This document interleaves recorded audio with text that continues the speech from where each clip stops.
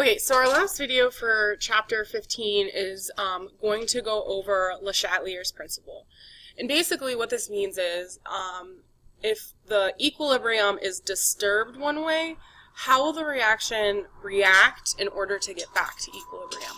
Because ultimately, we have equilibrium in reactions for a reason, and that reason is because it is where the reaction wants to be. Okay?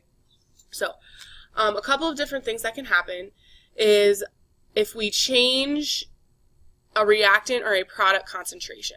Okay, so if we increase the concentration of a substance, the system will act to consume that amount. So for example, if I increase the concentration of N2, the reaction will shift to the products. Meaning, if I put in more N2, the reaction will create more NH3 to consume the N2.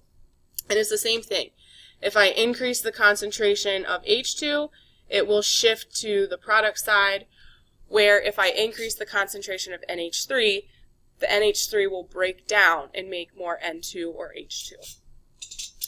What about if I change the volume or the pressure? So if we're reducing the volume, the system will shift to the reduced number of moles of gas. So this means that if the volume is decreased, the reaction will shift to the side of the equation that has this smaller amount of moles. Okay, so let's write that.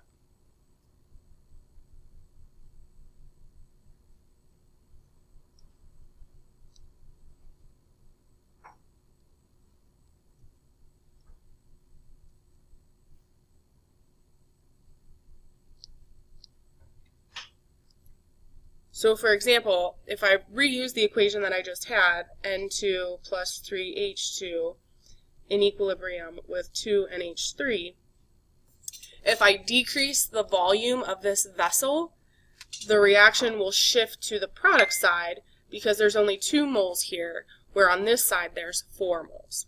Okay? The next thing is, okay, sorry, just a little sidebar to that. So that could be if we're increasing pressure or decreasing volume. So if you're increasing pressure, you're making the volume smaller, so it'll shift to the side that has smaller moles. What about the effect of temperature changes? Okay, so you need to be thinking about this in terms of an exothermic or an endothermic reaction. So in an endothermic reaction, heat would be considered a reactant.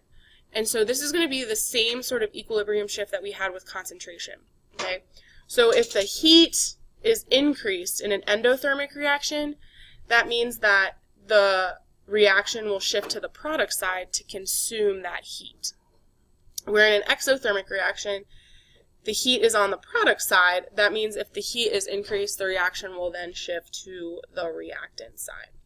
Okay, so again, like I said, equilibrium will shift to consume the heat, whether it be an endothermic or an exothermic reaction. And then the last thing for Le Chatelier is the effect of catalysts. And we need to remember that it increases the rate at which equilibrium occurs, but does not shift the equation. Okay? So it'll just allow us to get to equilibrium faster because it can get over the activation energy more quickly. So that's pretty much it for chapter 15. We'll do some practice problems involving Le Chatelier's principle, and then we'll move into acids and bases.